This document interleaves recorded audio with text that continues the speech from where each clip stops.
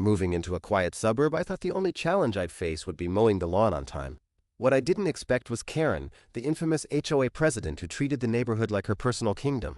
I'd heard stories, fines for bird feeders, threats over curtain colors, but I never thought she'd target me.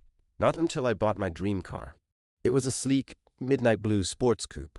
I'd saved for years, restored it myself, and the day I rolled it into my garage, I felt like a king. My mistake. Karen, SAV me.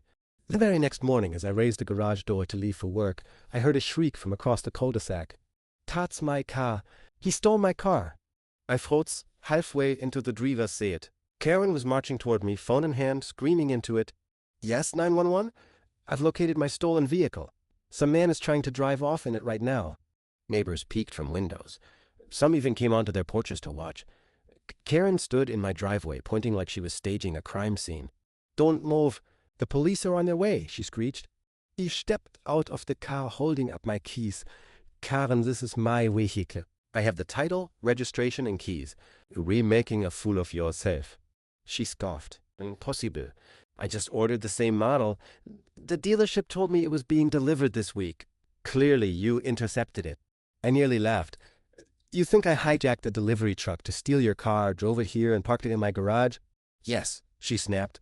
Minutes later, 2 police cruisers rolled up. Karen ran toward them, waving her arms like she was flagging down an ambulance. "Officers, arrest him. That's my stolen vehicle." The officers calmly approached me. "Sir, is this your car?" "Yes, sir," I said, pulling out my wallet. I handed them my license, registration, proof of insurance, and even my title copy. Everything matched. "Karen Chauvet passt.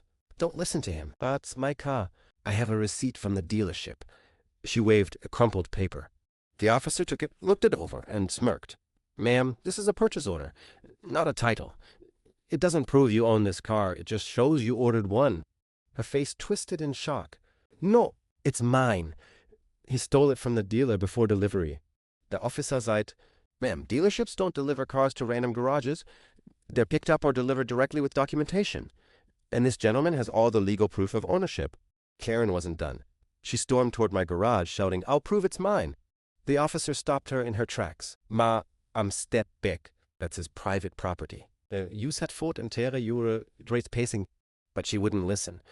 She lunged forward, trying to yank the door handle. That's when the officer grabbed her arm. "That's enough. You're interfering with private property and filing a false police report."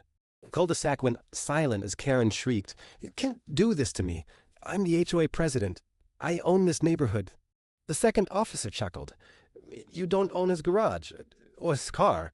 They issued her a citation for misuse of 911 and trespassing. As she stomped away, humiliated, one officer leaned toward me and said quietly, "Keep all that paperwork handy.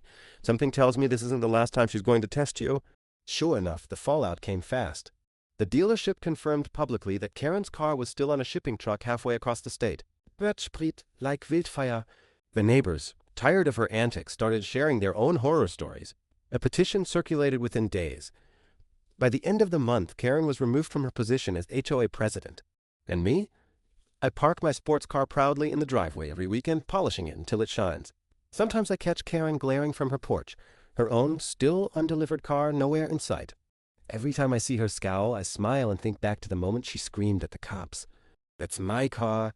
"No, Karen, it never was.